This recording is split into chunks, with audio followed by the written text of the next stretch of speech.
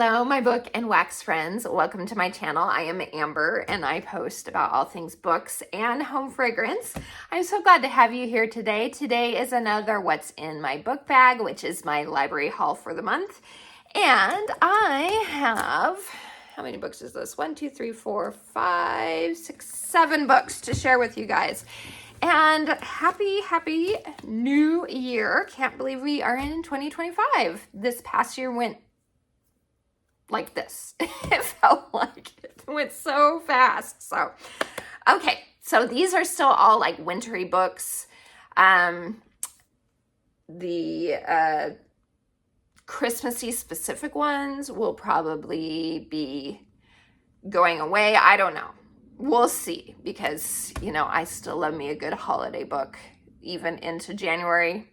So we will see what stays on my TBR and what changes. So stay tuned for my TBR jar and we'll all find out together. So, okay. First one I have is a middle grade book. It is the Moominland Midwinter by Tove Jansson, I think is how you say their name.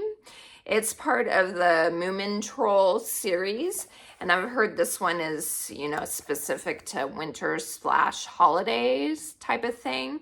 I think they usually, the Moomin Trolls usually hibernate for the winter, and one of the Moomin Troll woke up early, it says, while the rest of his family sleeps through the winter. Now he's wondering why the season he's never seen has made everything so very different. So it seems like it'll be super cute. I've heard really good things about the Moomin Troll books, so I'm excited to pick that one up if I choose it, or, you know, that sort of thing.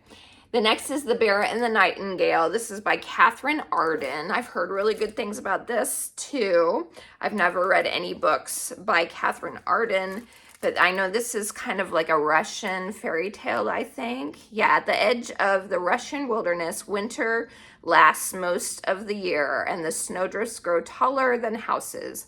But Vasilisa doesn't mind. She spends the winter nights huddled around the embers of a fire with her beloved siblings, listening to her nurse's fairy tales. Above all, she loves the chilling story of Frost, the blue-eyed winter demon, who appears in the frigid night to claim unwary souls.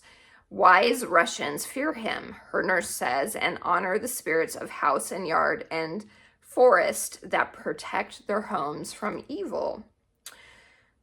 So, as after Vasilisa's mother dies and her father goes to Moscow and brings home a new wife, fiercely devout city-bred Vasilisa's new stepmother forbids her family from honoring the household spirits. The family acquiesces, but Vasilisa is frightened, sensing that more hinges upon the rituals than anyone knows. All right, so it sounds like it will be good. Like I said, I've heard really good things about it.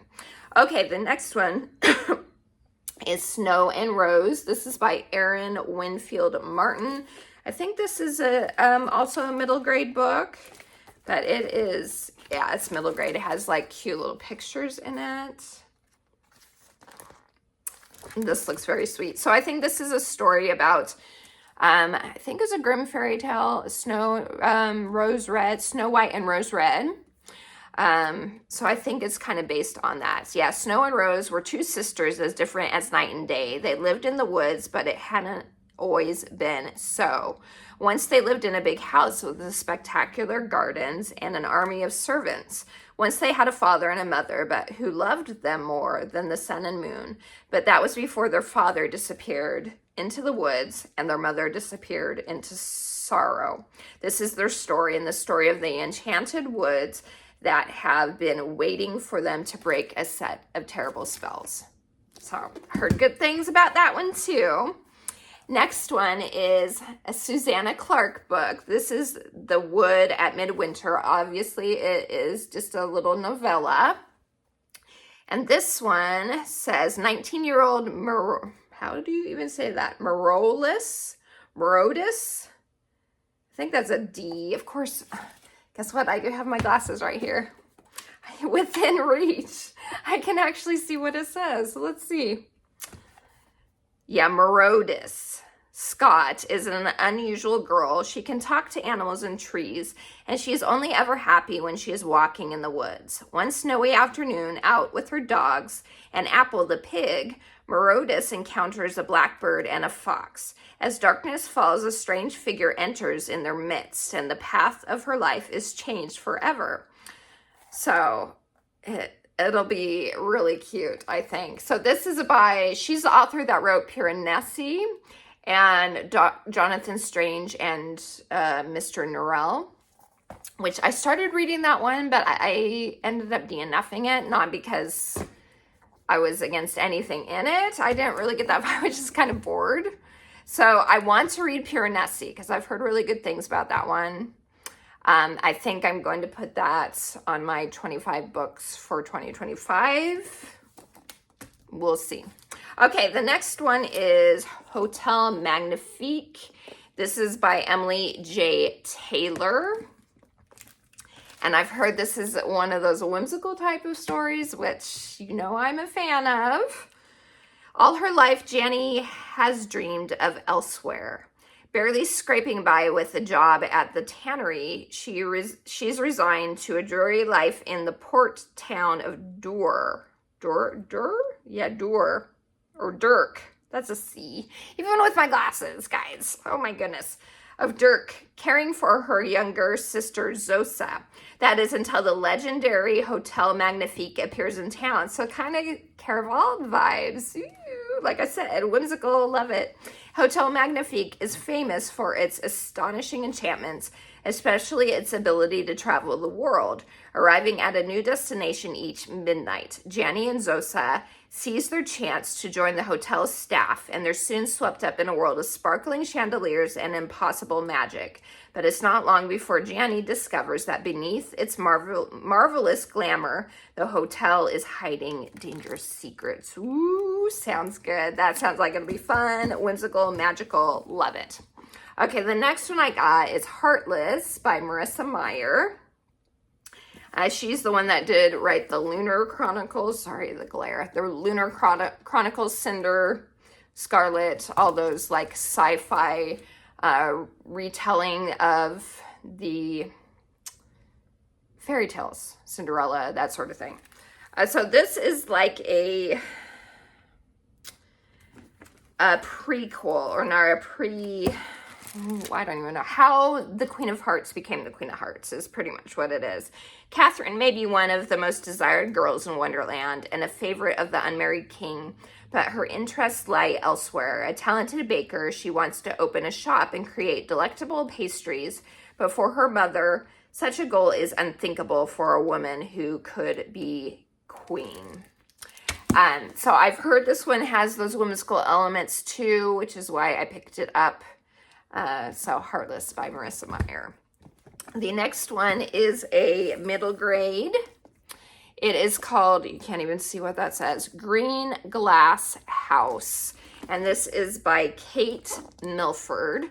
I think this is a duology, but this is the first book.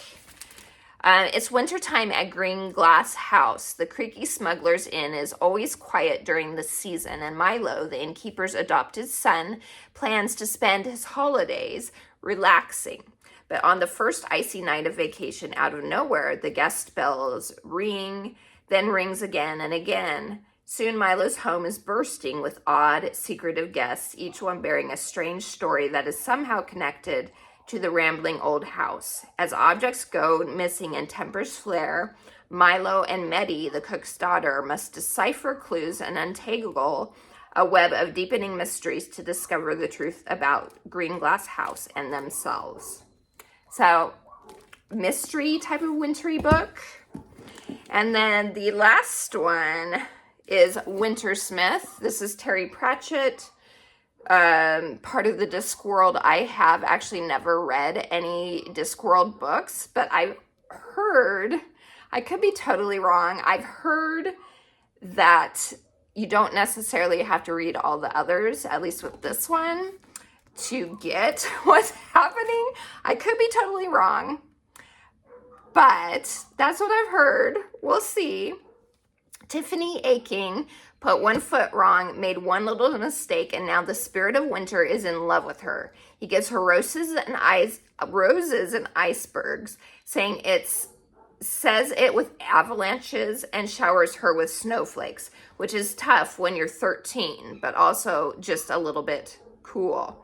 And just because the wintersmith wants to marry you is no excuse for neglecting chores. So she must look after Miss Treason, who's 113 and has far too many eyes, learn the secrets of Boffo, catch Horace the cheese, stop Anagramma Hawken from becoming an embarrassment to all witches, avoid Nanny Og giving her a lecture on sex, stop the gods from seeing her in the bath, Crivens, oh yes, and be helped by Mac Feagles, whether she wants it or not.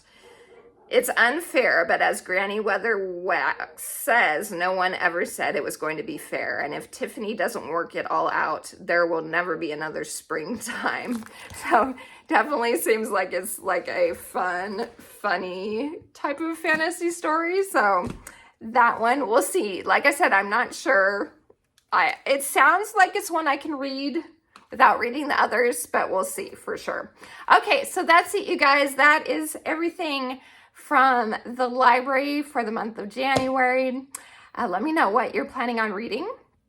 If you still if you read wintry books in January, yeah, let me know. And also let me know have you read any of these and what you thought of them without giving spoilers, obviously. So thank you for spending some time with me. I appreciate all of you. Please like and subscribe.